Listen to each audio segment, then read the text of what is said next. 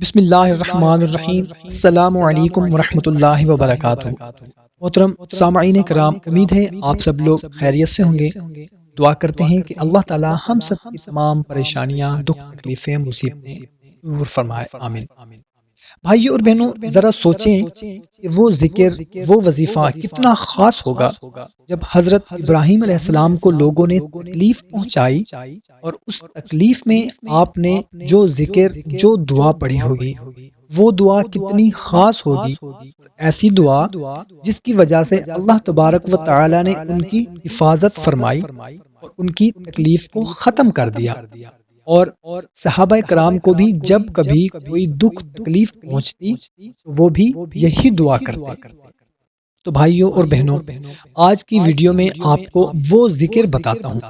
اس سے پہلے ہم سب مل کر دعا کرتے ہیں کہ یا اللہ، ہم سب کی جتنی بھی مشکلات ہیں، تکلیفیں ہیں، پریشانیاں ہیں جو ہمیں لوگ پہنچانا چاہتے ہیں، یا ہم سب کی جو بھی پریشانیاں، مصیبتیں، تکلیفیں ہیں، تمام پریشانیوں سے، تکلیفوں سے ہماری حفاظت فرما دے، آمین۔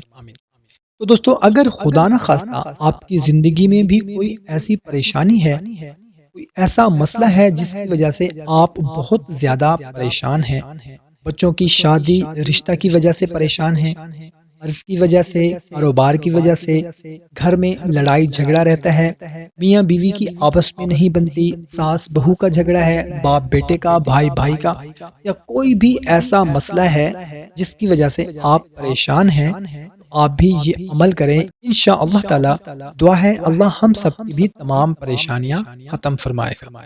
تو بھائیوں اور بہنوں، وہ عمل ہے حسبنا اللہ ونعم الوکیل۔ میرے لیے اللہ ہی کافی ہے جو سارے کاموں کو بنا سکتا ہے، ٹھیک کر سکتا ہے، میرے سارے بگڑے کام سنوار سکتا ہے۔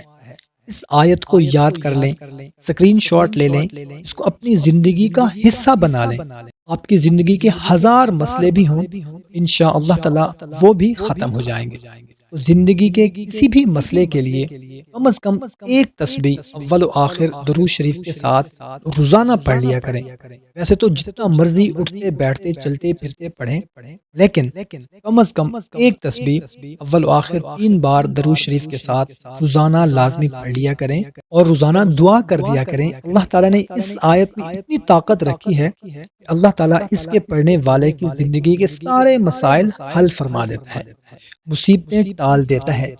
آخر میں ایک بار پھر ہم اللہ کی بارگاہ میں دعا کرتے ہیں کہ یا اللہ، ہم دکھیاروں کی فریاد سن لے اور ہماری مصیبتیں، تکلیفیں ختم فرما دے، آمین۔ کوشش کریں کہ اس کو زیادہ سے زیادہ شیئر کریں تاکہ آپ کے ساتھ دوسرے بھائی بہن کا بھی فائدہ ہو سکے۔ ہمیں اجازت، نئی ویڈیو میں دوبارہ ملاقات ہوگی، اپنا خیال رکھیے گا، اللہ حافظ۔